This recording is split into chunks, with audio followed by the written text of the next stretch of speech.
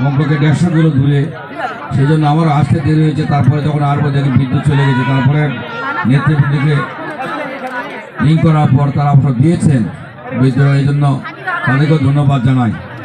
তার আগে আমি মহান রব্বুল আলামিনের কাছে লাখ কোটি শুকর আদায় করা উচিত ছিল যে আপনাদের সম্মুখে দুটি কথা বলার সুযোগ পেয়েছি, কারণ আমাকে গুম করার পর আর বেঁচে রাখবে বলে মনে ছিল না।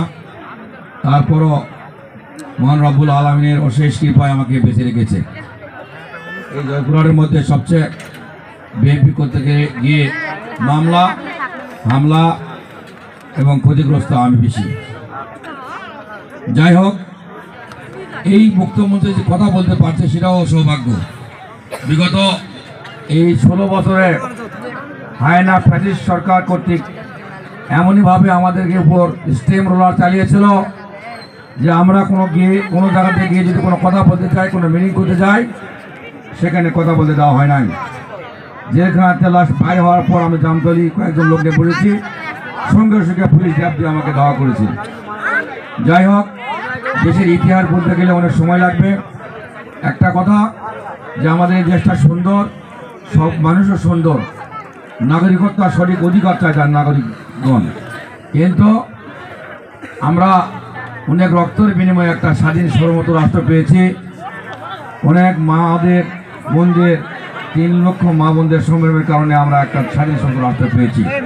কিন্তু দুর্ভাগ্যবশত এই 53 বছরে এই দেশের মানুষের ভাগ্য পরিবর্তন তেমনটা হয় নাই।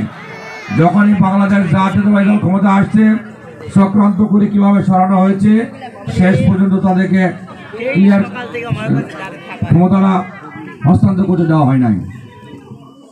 এরশাদকে নিয়ে শেখ হাসিনা বহু চক্রান্ত করে বহুবার ক্ষতি করেছে। শেষে গিয়ে এবারে এরশাদকে একটা পুতুল বিরোধী রেখে ওনারা এমনভাবে রাষ্ট্র পরিচালনা করলো, আমি খুব হতবাক হয়ে যাই। এখনো ফেসবুকে দেখি একটা ছেলেকে এমনভাবে সিএনজিতে বাইরে করে গুলি করে পাড়া ভেঙে দিল। সে আর পাড়া নিয়ে কিভাবে যাবে, এত চিল্লাচিল্লি করতেছে আমাকে বাঁচান, পুলিশ মারে চলে গেল, একজন চিকিৎসক নাই। এভাবে পুলিশের ট্যাঙ্ক থেকে লাশ ফেলে দিল, পড়ে গেল রাস্তাতে, কোনো লোক নাই। তাহলে পানির মতো প্রত্যেকটা জায়গাতে যেভাবে লাশগুলো ফেলে দেওয়া হচ্ছে, কিন্তু সরকার এই পুলিশ বাহিনী র্যাব বাহিনীকে কীভাবে পরিচালনা করলো, দেশের মানুষ মনে করলো না।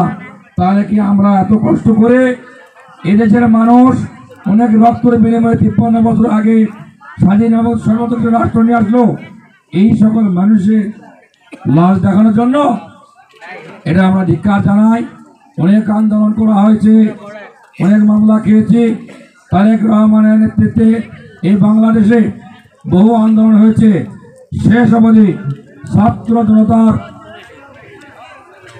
গণঅভ্যুত্থানে 5 আগস্ট যে নতুন করে আরো একটা স্বাধীন এবং সর্বত আমরা রাষ্ট্র পেয়েছি, সেই সময় অনেক ছাত্রর, অনেক সাধারণ মানুষেরও প্রাণ গেছে। আমি স্বাধীনতার সময় এবং এই স্বাধীনতার সময় যারা প্রাণ দিয়েছে সকলের আত্মার মাগফিরাত কামনা করছি। আমি বেশি কথা বলবো না, আমি এইটুকু বলতে চাই যে এই যত কষ্ট গিয়েছে মানুষের, শেখ হাসিনা লজ্জায় না কি করে আবার বলে যে আমি টুস করে আসবো। কোনো অভ্যুত্থান হলে দেশের এমপি মন্ত্রী সবাই পালিয়ে যাওয়ার পর ওদের যদি লজ্জা থাকে কথা বলতে পারে, এত লাশ এত রক্ত বিনিময়ে তাদেরকে কি আমরা নিয়ে আসতে দেব? আগামী দিনে জাতীয় নির্বাচন হবে, ওই হাসিনার মতো দিনের ভোর রাত্রে নয়, নিরপেক্ষ নির্বাচন হবে। সেই নির্বাচনে আপনারা ভোট দিতে যাবেন, আপনাদের পছন্দমতো লোককে আপনারা নির্বাচিত করবেন, এমপি নির্বাচন করবেন, মেম্বার নির্বাচন করবেন, চেয়ারম্যান নির্বাচন করবেন, মেয়র নির্বাচন করবেন। করে তাদের মাধ্যমে এই দেশে সকল মানুষের দুঃখ দুর্দশা দেখবে ইনশাল্লাহ আগামী সরকার।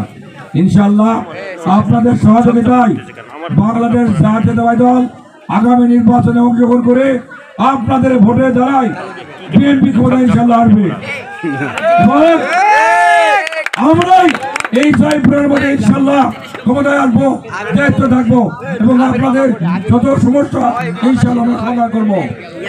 এইটুকু প্রত্যাশা রাখে এত ক্লাব কর্তৃক আয়োজিত আজকের এই সাংস্কৃতিক সন্ধ্যার সম্মানিত সভাপতি অত্র ইউনিয়ন বিএনপির সাবেক সাংগঠনিক সম্পাদক জনাব হামিদুল ইসলাম সহ আমাদের মাঝে উপস্থিত আছেন আজকের এই সঙ্গীত অনুষ্ঠানের মধ্যমণি জয়পুরহাট জেলার বিএনপির আন্দোলন সংগ্রামের সর্বোচ্চ নির্যাতিত নেতা পাঁচ বিবি, যার নেতৃত্বে বিএনপি সুসংগঠিত হয়েছে 2013 সাল, 14 সাল, 15 সাল, যার নেতৃত্বে হাজার হাজার জনতা নেতৃবৃন্দ মিলে পাঁচ বিবি শহরের বুকে সারাদিন ব্যাপী যে কর্মসূচিগুলো পালিত হয়েছিল, যে আন্দোলন সংগ্রামে 6টি ভাই আমাদের রাজপথে শহীদ হয়েছিল, সেই নেতৃত্বের মহান নেতা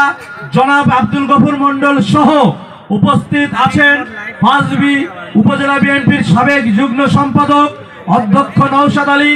আমাদের মাঝে উপস্থিত আছেন পাঁচবি উপজেলা বিএনপির সাবেক দপ্তর সম্পাদক প্রভাষক সাইদুর রহমান। আমাদের মাঝে উপস্থিত আছেন পাঁচবি পৌর যুব দলের সাবেক senior vice president Harunur Rashid Sajal. আমাদের মাঝে উপস্থিত আছেন বিশিষ্ট ব্যবসায়ী আসাদুজ্জামান লিটন। আমাদের মাঝে উপস্থিত আছেন জেলা যুব দলের যুগ্ম সম্পাদক রব্বানী মাস্টার, এই অত্র ইউনিয়নের সন্তান, এবং উপস্থিত আইমা ইউনিয়নের মা ও বোনেরা, বিএনপি নেতৃবৃন্দ, পরিবারের সদস্যবৃন্দ, সকলের প্রতি আমার সালাম, আসসালামু আলাইকুম। হিন্দু ভাইদের প্রতি আদাব ও নমস্কার। প্রিয় এলাকাবাসী, আপনারা সঙ্গীত মাঝখানে ব্যাঘাত সৃষ্টি হয়েছে বিদ্যুৎ না থাকার কারণে, আপনাদের মূল্যবান সময় আমরাও নষ্ট করব না।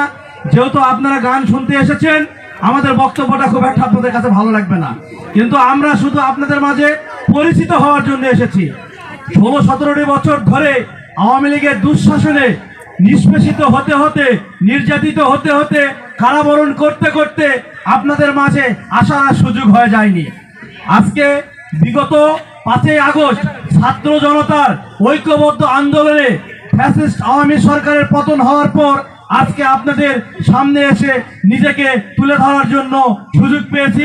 এই জন্য আপনাদের প্রতি চিরকৃতজ্ঞতা জানাই। প্রিয় এলাকাবাসী, বেশি কিছু বলার নাই। আগামী দিনে এই অন্তর্বর্তী সরকারের অধীনে বাংলাদেশে ত্রয়োদশ যে জাতীয় নির্বাচন অনুষ্ঠিত হতে যাচ্ছে, আপনারা সেই নির্বাচনে ধানের শীষে প্রার্থী বাংলাদেশ জাতীয়তাবাদী দলকে আপনারা জয়পুরহাট সদর 1 আসনের প্রার্থীকে আপনারা বিপুল ভোটে জয়যুক্ত করবেন, এই আশা আহ্বান রেখে আপনাদের দীর্ঘায়ু ও সুস্বাস্থ্য কামনা করে আমি আমার বক্তব্য এখানে শেষ করলাম। আসসালামু আলাইকুম।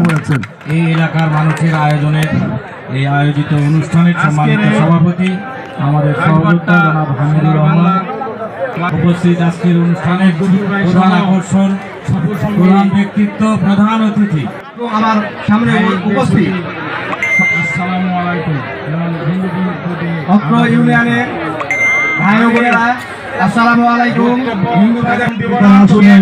আসন গ্রহণ করার জন্য অনুরোধ করছি। সভাপতি আসন গ্রহণ করতে হামিদুল ইসলাম।